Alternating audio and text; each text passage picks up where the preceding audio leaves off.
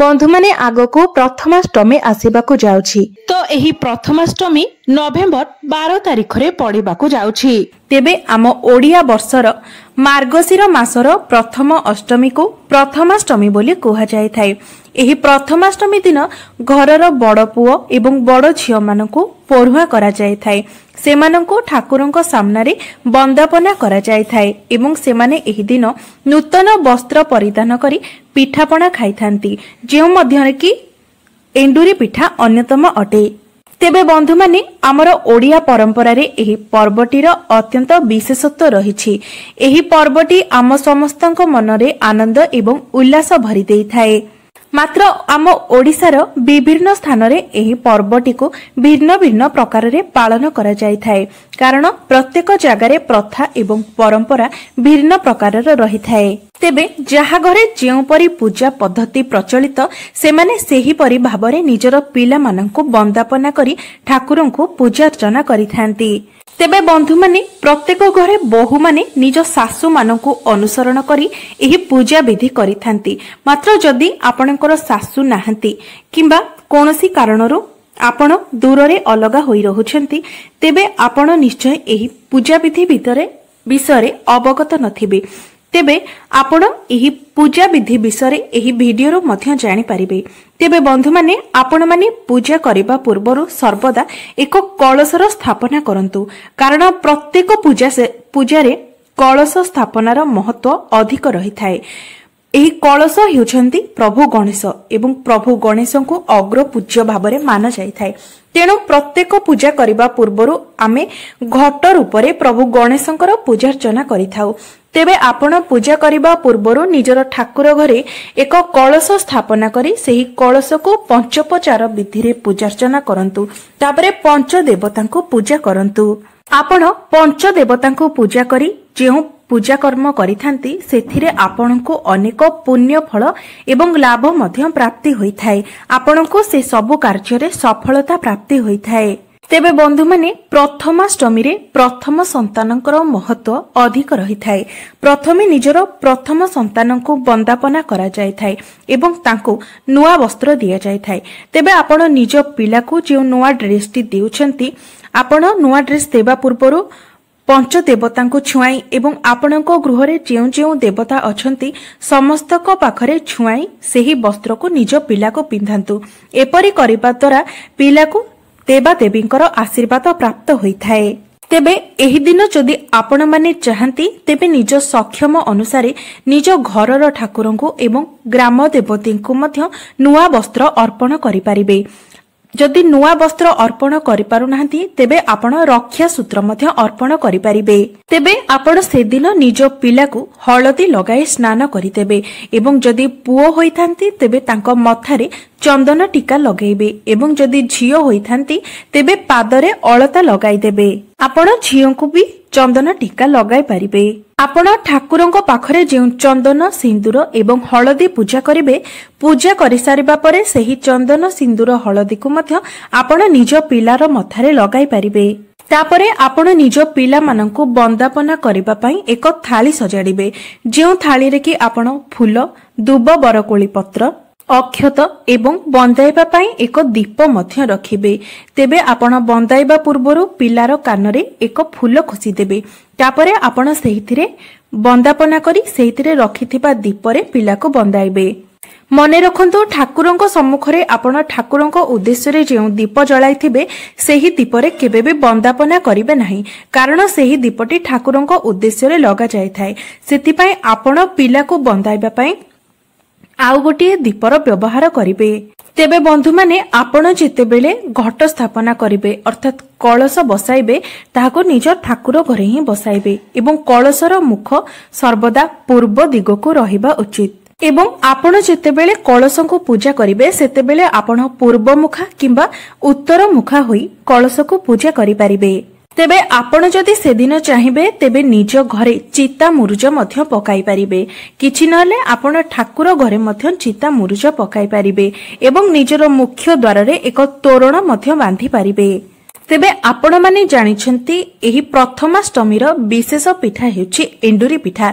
एंडुरी पिठा को भगवानक निकटरे भोग लगाई तापरे आपणकर संतान को सेही पिठा को खाइबा को दिया जाय थाए। मात्र बंधु माने आपण कोन गोटिए कथा जानती जे आमे पिठा कला बेले सेथिरे नडिया पुरर व्यवहार करिथाउ। मात्र बंधु माने अष्टमी दिन नडिया खाइबा निषेध अटे। शास्त्र रे वर्णना करा जायछि जे अष्टमी तिथि रे नडियाटी गोमांस सहित समान होइथाय। सेथिपाई अष्टमी तिथि रे नडिया खाइबा को निषेध करा जायछि। मात्र आमर तो अष्टमी तिथि रे पिठापणा करा जायथाय एवं जे एंडुरी पिठा करा जायथाय सेथिरे मध्य नडियार पुर दिया जायथाय।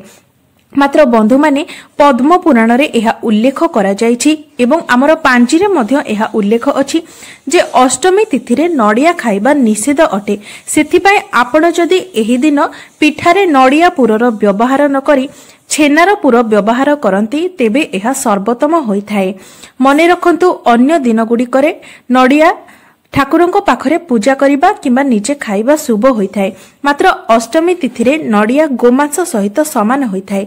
सेथिपाई एही दिन जदि आपण नडियार व्यवहार न करी छेना पुरर व्यवहार करती तेबे एहा सर्वोत्तम होइथाए। तेबे बंधु माने एही पिठा को आपण ठाकुरंको निकटरे भोग लगाइला परे प्रथमे निजर प्रथम संतान को एही पिठा खाइबा को दियंतु जाहाको आपण बंदापना करिथिबे।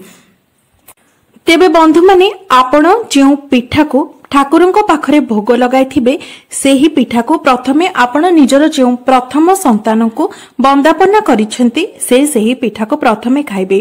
तापरे घरर अन्य माने पिठा खाइ परिबे।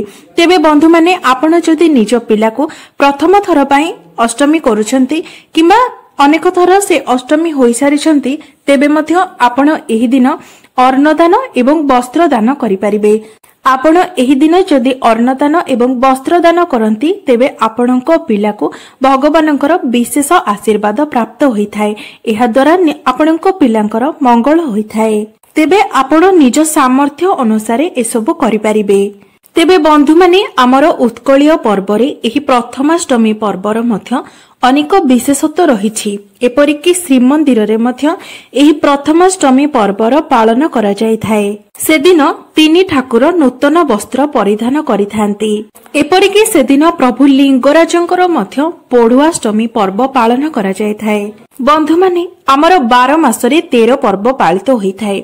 आपण माने जानती श्री जगन्नाथ मंदिर आमर पुरी जगन्नाथ मंदिर रे अनेक पर्वर पालन करा जायथाए। मात्र एही जो प्रथमाष्टमी पर्वटी रहिछि एहा प्रभु लिंगराजंकर आद्य यात्रा अटे।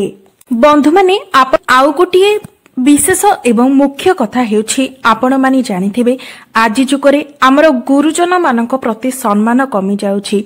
गुरुजन मानक प्रति आमर जे दायित्व रहिछि ताहा मध्य कमी जाउछि। तेबे बंधु माने एही प्रथमाष्टमीर पर्वर आउ गोटिए मुख्य विशेषत्व हेउछि केवल निज प्रथम संतान नुहे निज घरर मुख्य व्यक्ति को मध्य एहा समर्पित अटे। तेनु आपण निजर प्रथम पिलार बंदापना एवं जेमिति तांकु पिठापणा खुआई से दिनटी तांकु सजबाज करिथांती सेपरी निज घरर मुख्य व्यक्तिंकर मध्य से दिन दायित्व नेबा आवश्यक। सेमानंकु मध्य सेपरी खुशी करिबा आवश्यक। जदि आपण निज घरर गुरुजन मानंकु अवहेला करी निजर पिलार केवल दायित्व नेउछंती तेबे आपणंकु जेते प्रथमाष्टमी कले मध्य ताहार कोनोसी शुभ फल प्राप्त होई न थाए।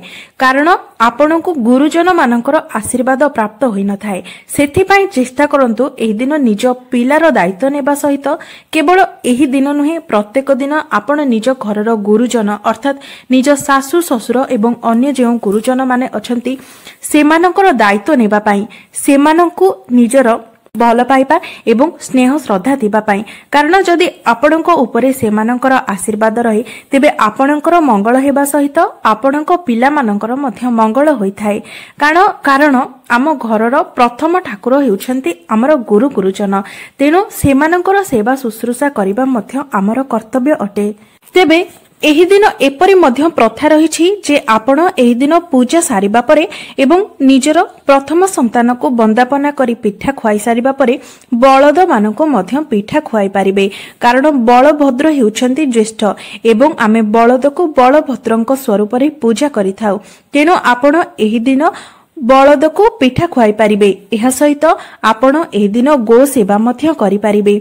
आपण माने जानती तुलसी गछ को पूजा करिबारे जेतिकी पुण्य प्राप्ति होइथाय गो सेवा करिबारे मध्य सेतिकी पुण्य प्राप्ति होइथाय। बंधु माने आम ओडिया मासरे मार्गशीर मास हेउछि प्रथम मास एवं अष्टमी तिथि हेउछि प्रथम अष्टमी। सेतिपय प्रथम मासर प्रथम अष्टमी को प्रथमाष्टमी भाबरे जणा जायथाय एवं एहा ज्येष्ठ मानको सम्मान प्रदर्शन करिबा पई होइथाय।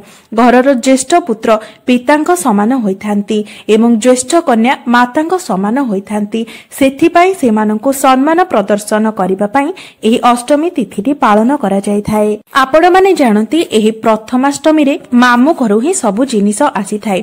पिठा पणा पई विभिन्न सामग्री एवं नुआ वस्त्र हळदी एसबु मामु घरु ही आसीथाय। सेथिपई मामु को अष्टमी बंधु बोली मध्य कुहा जायथाय। एही पर्वर मुख्य पिठा हेउछि एंडुरी पिठा। आपण माने जानती एंडुरी पिठाटे जेतिकी स्वादिष्ट होइथाय कारण एहा हळदी पत्र रे बना जायथाय। हळदी पत्रर बास्ना रे एंडुरी पिठाटी जेतिकी स्वादिष्ट होइथाय ताहा हमर स्वास्थ्य पाई मध्य सेतिकी लाभप्रद होइथाय कारण हळदी रे रोग प्रतिरोधक शक्ति भरपूर मात्रा रे रहिथाय एवं एही हळदी पत्र रे पिठा करिबा द्वारा पिठारे मध्य सेही रोग प्रतिरोधक शक्तिटी आसीथाय जहाकी हमर स्वास्थ्य पाई मध्य लाभप्रद होइथाय। आपण माने जानती किछि किछि जगारे एपरि मध्य प्रचलन रहिछि जे प्रथमाष्टमी न गला पर्यंत माँ लक्ष्मीकर माणबसा ओषा करा जाय न थाए कारण एही दिन माँ लक्ष्मी मध्य पढ़ुआ होइथांती। तेबे एही दिन माँ लक्ष्मीकर पूजा करा जाय तांको नूतन वस्त्र मध्य परिधान करा जाय थाए एवं एही प्रथमाष्टमी परे जे गुरुवारटी आसी थाए सेही दिन ठारू माणबसा ओषा करा जाय थाए। मात्र अनेक जगारे एपरि मध्य प्रचलन रहिछि जे प्रथमाष्टमी पूर्वरु मध्य सेठारे माणबसा ओषा करा जाय थाए। तेबे जेहेतु एहा ज्येष्ठ मानक पई सम्मान प्रदर्शन करिवार एक पर्व अटे तेबे आपण निज पिला माननको नूतन वस्त्र देबा सहित निज घरर वयस्क व्यक्ति गुरुजन माननको मध्य नूतन वस्त्र देई पारिबे। तेबे बंधु माने एहा पछरे अन्य गोटिए कहानी मध्य रहिछि। जेतेबेले महाभारत युद्ध होइथिला सेतेबेले जेउ दिन अभिमन्युकर वध होइथिला सेही दिन प्रभु श्रीकृष्ण अर्जुन को आउ गोटिए पाखकु नहीं जाइथिले कारण से जानिथिले जे आज अभिमन्युकर वध हेबाकु जाउछि। तेबे से जेहेतु एहा पूर्वरु जानिथिले तेणु अभिमन्युकर जेउ दिन वध होला ता पूर्व दिन प्रभु श्रीकृष्ण अभिमन्यु को नहीं नव वस्त्र देई तांको पिठा पणा खुआइथिले कारण अभिमन्यु तांकर भणजा थिले। तेबे जेतेबेले अभिमन्युकर वध होला सेतेबेले से श्रीकृष्ण को कहिथिले मामू आज मोर वध होला एवं आपण पूर्व दिन मते नेई नव वस्त्र पिंधाई पिठा पणा खुआइथिले। तेबे आज जेहेतु मोर वध हेउछि तेबे संसार एहा जानिबो जे जेतेबेले भणजा मामू घर को जाई नुआ वस्त्र पिंधि थाए एवं पिठा पणा खाई थाए तेबे एहा द्वारा तार आयुष हानि होई थाए। तेणु आपण एहाकू आशीर्वाद रे परिवर्तन करी संसार को एही आशीर्वाद दियंतु जे भणजा मामू घर को जाई नुआ वस्त्र पिंधि पिठापणा खाइले किंबा मामू घरु आसीथिबा नुआ वस्त्र एवं पिठापणा खाइले तार आयुष वृद्धि हेबो एवं सेही दिन ठारू ही भगवानकर आशीर्वाद सदृश मामू घरु अष्टमी तिथि रे पिठापणा पई द्रव्य एवं नुआ वस्त्र आसीथाय। सेही नुआ वस्त्र पिला परिधान करिथाय एवं सेही द्रव्य रे पिठापणा प्रस्तुत होइथाय जहाको कि पिला को दिया जायथाय। तेबे बंधु माने एहा थिला अष्टमी पर्वर विशेषत्व एवं अष्टमी पर्व पछरे थिबा किछि कहानी। तेबे बंधु माने आपण सबु बेले चेष्टा करंतु निज घरर मुख्य मानकु सम्मान देबा पई एवं सेमानकर दायित्व नेबा पई। तेबे बंधु माने भिडियोटी जदि आपण मानकु भलो लागि थाए तेबे भिडियोटी को लाइक करी चैनलटी को निश्चय सब्सक्राइब करि देबे एवं कमेंट बॉक्स रे जय जगन्नाथ जय मां लक्ष्मी निश्चय लिखिबे।